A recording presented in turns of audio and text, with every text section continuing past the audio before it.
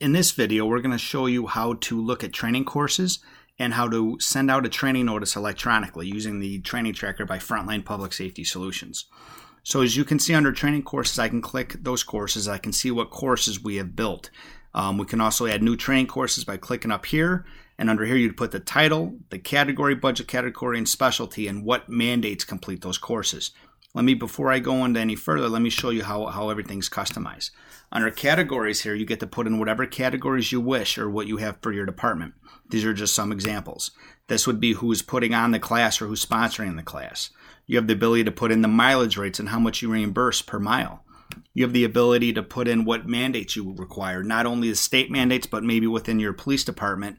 You would type the mandate up here and enter in how many years until those mandates expire. Under budget categories, you can have one general budget, but if you have more than one budget for your training, you get to customize and put in what those mandates or what those budgets would be. You can manage your locations of where your training's at. You can manage your courses, and as I showed you before, as you're building your course, you're putting in those mandates and categories and so on. You can manage your specialties, so if you're an evidence tech or an FTO, you would put that information in here. You can manage your training type. Is it a general class? Is it a conference? Is it a trade show? Where you send in your officer to? And you manage your surveys. You get to put in what 4 questions you want. Those are yes/no questions. And then when the officer gets the survey the following day at 10 in the morning, if they did not attend the class or called in sick, they can put in I did not attend. They would checkbox that, put in the reason. Then you put in the supervisor's email on here, and then that supervisor will get an email letting you know that officer did not attend the class and why they did not attend. The system then will change you from completed class to a canceled class automatically, so you don't have to do anything. So let me show you what it looks like when we want to send out a training notice. Let's say for pursuit driving, we want to create a training notice. I'm going to click View. We will add a new course event for the pursuit driving. We're going to select where the course is at. We're going to select what type of training it is. Now let's select the general course. We're going to select who's putting on the course. We're going to put in the dates of when the course is. Let's say it's the 17th and it goes to the 19th. The system will automatically know how many days it is. It defaults to 8 to 4:30. Obviously, you can change these if need be to whatever time the class is. Let's move down. It's going to show you where the class is because we already selected it, what mandates it's required. This is what you want to tell the officer on the email. So under the notes, let's say it was a shooting class. You can say, bring 100 rounds of ammunition. This is all going to get sent out on the training notice. You would put the instructor's name here if you knew it.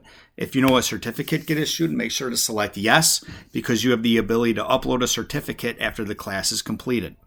Under transportation, if it's a village vehicle, select that, and then you cannot reimburse on mileage. And any other expenses that you know up front, you will put here. You can also come back into the system afterwards and then put in those expenses if needed. Down here is where you would put a supervisor's email address. They get notified that their officer is going to the class so that they can add them to the schedule. You also have the ability under attachments here to add an attachment to the training notice. So if you get some sort of 1-page or 2-page document about the training, you can scan it in and upload that here, and the officer will get the attachment when you send out the invite. So if I click Save and I click Invite Participants, this is where the training notices get sent.